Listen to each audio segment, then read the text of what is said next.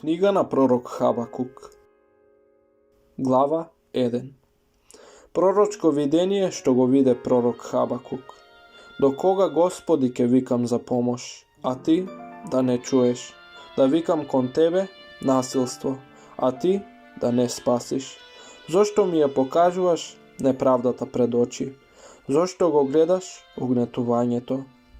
Грабеш и насилство се пред мене, расправија и раздор беснеат. Затоа законот ја изгуби силата, а правдата не се појавува ни за миг. Да, злосторникот го гони праведникот, затоа судот излегува изопачен. Погледајте меѓу народите, гледајте, чудете се, в чудо не видете се, зашто во ваши денови правам дело, во кое не бисте поверувале ако некој ви го раскаже. Зашто еве, ги подигам халдејците, народ жесток и брз, што навлегува ширум низ земјата, за да ги одземе живеалиштата кои не се негови. Тој е страшен и морничав, од самиот него излегува неговиот суд и неговата власт. Коњите му се побрзи од леопардите, побесни од волците навечер. Јавачите му се простираат, стигаат оддалеку, налетуваат како орли, се спуштаат за да колват. Сите тие ќе дојдат да насилствуват. Лицата им се устремени напред како источен ветер, собират пленици како песок. Тој им се подсмева на царевите, кнезовите му се за подбив, се подигрува со сите тврдини, насипува земја и ги зазема.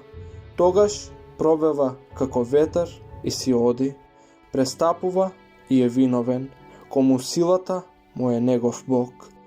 Не си ли ти од дамни времиња, Господи, мој Боже, мој светецу? Ние нема да умреме. Ти, Господи, го определи да суди, го постави стено моја за да казнува. Твоите очи се пречисти за да гледаат зло. Ти не можеш да ги гледаш беззаконијата, зашто ги гледаш вероломците. Молчиш кога злочинецот го голтнува по праведниот од себе. Ги правиш ли луѓето како морските риби, како лазачите што немаат господар? Тој ги лови сите на јадица, ги извлекува со мрежа, ги собира во својата рибарска мрежа и така се радува и ликува.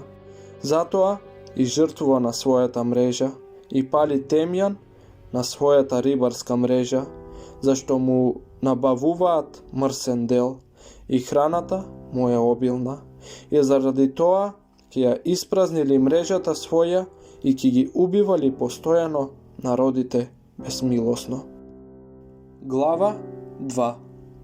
Ке застанам на својата стража, ке се поставам на кулата, ке внимавам да видам што ќе ми рече тој и што да одговорам на мојот укор. Тогаш Господ ми одговори и рече: сапиши го видението, врежи го врз плочки, та поминувачот да го чита лесно. Зашто видението е сепак за определеното време, брза кон исполнувањето и нема да излаже, па и ако се забави, чекај го, зашто навистина тоа ќе дојде и не ќе се забави. Ете, на горделивиот душата не му е праведна, а праведникот ќе живее преку својата вера. Виното навистина го измамува и горделивиот, и не може да се одмори оној кој го отвора грлото како подземје, кој е ненаситен како смртта, кој ги собира за себе сите народи, кој ги избира за себе сите племиња. Зар сите не ке искажат изрека за него, подсмев и гатанка ке пеат против него, ке речат: тешко му на оној кој го умножува онаа што не е негово. И до кога ке се натрупува со залози? Не ке ли станат наеднаш твоите заемодавачи? Не ке ли се разбудат оние кои собираат од тебе? Тогаш ке им бидеш плен, зашто ограби многу народи. Сиот остаток од луѓето ке те ограби тебе, поради човечката крв и насилството извршено над земјата, над градот и сите негови жители. Тешко му на оној кој придобива неправедна печалба за својата куќа, за да го постави гнездото си на високо и да се избави од раката на злото. Си смислил срам за својата куќа, уништувајќи многу племиња, и си сгрешил против себе, зашто од самите ѕидови каменот вика, а гредата од дрвата му одговара. Тешко му на оној кој гради град со крв и ја засновува тврдината врз неправда.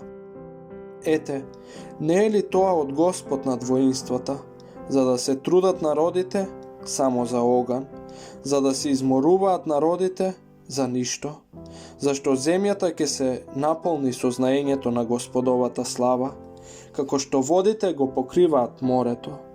Тешко му на оној кој го наведува ближниот на пиење, турува отров додека тој пие, за да ја наблюдува неговата разголеност. Ти си се наситил со срам место со слава, само пи и покажувај го срамот на своето необрезание. Чашата на Господовата десница ќе донесе срам на твојата слава. Насилството над Ливан ќе те покрие тебе и истребувањето на зверовите ќе ги исплаши поради човечката крв и насилството извршено над земјата, над градот и сите негови жители. Зашто ползува делканиот лик, та уметникот да го делка? Зашто леаниот лик, учителот на лага, та неговиот творец да се доверува на делото свое, обликувајќи неми идоли? Тешко му на оној кој вели на дело дрво, разбуди се, на немиот камен стани, тој ли ќе поучува? Ете, тој е опточен и со злато и со сребро, но никаков здив нема во него, но Господ е во својот свет храм, сета земја нека замолчи пред него. Глава 3. Молитва на пророк Хабакук врз Шигонот. Господи, ја чув Твојата вест и сум уплашен. Господи, оживи го делото свое среде годините. Среде годините објави го. Во гневот спомни си за милоста. Бог доаѓа од Теман и светецот од планината Фаран. Неговото величество ги покрива небесата и земјата е полна со фала кон него. Болскотот му е како светлина, зраци светкаат од неговите раце. Таму е скривалиштето на неговата сила. Помор оди пред него, треската го следи по стапките. Тој застана и земјата се тресе. Тој погледа и ги стресе народите. Тогаш се растурија дамнешните планини, вечните ридови пропаднаа, одењата на вечноста се негови. Ги видов кушанските шатори во тага, шаторските завеси на Мидијската земја трепереа. Пламна ли Господ против реките? Беше ли гневот Твој против реките? Или Твојата јарост против морето? Ти јаваш на своји коњи, Твоите коли на спасението. Го откриваш својот лак според клетвите направени на племињата преку Твоето слово. Со порои ја рассечуваш земјата. Планините те видоа и затреперија. Воден порој премина. Бездната го даде својот глас. Ги подигна високо своите раце. Сонцето и месечината застанаа во своите живеалишта. Пред светлоста на Твоите стрели, пред сјајот на Твоето блескаво копие. Разјарено чекориш по земјата, рассрдено ги газиш народите, си излегол за спасението на Твојот народ, за спасението на Твојот помазаник, ја разбиваш главата на нечестивата куќа и ги откриваш основите до вратот. Со неговите собствени копја ти ја пронижа главата на неговите војни, кои се пуштија како виор да ме разбијат. Нивната радост беше постојано да го изедат бедниот. Газиш во морето со Твоите коњи, преку пенењето на многу води. Чув, мојата утроба се затресе, ми треперат усните при тој звук. Гнилеж навлегува во моите коски. На своето место се растреперив, зашто јас ќе го чекам спокојно скрбниот ден за народот кој ќе се подигне да не нападне. Макар и да не процвета смоквата, а и да нема плод по лозјата, макар и трудот на маслинката да не успее и полињата да не донесат храна, макар и стадото да е истребено од трлото и да нема говеда во оборите, јас и тогаш ќе се веселам во Господа, ќе се радувам во Бога на моето спасение. Господ Бог е моја сила. Тој ги направи нозете мои како на срните и ќе ме направи да одам по височините мои.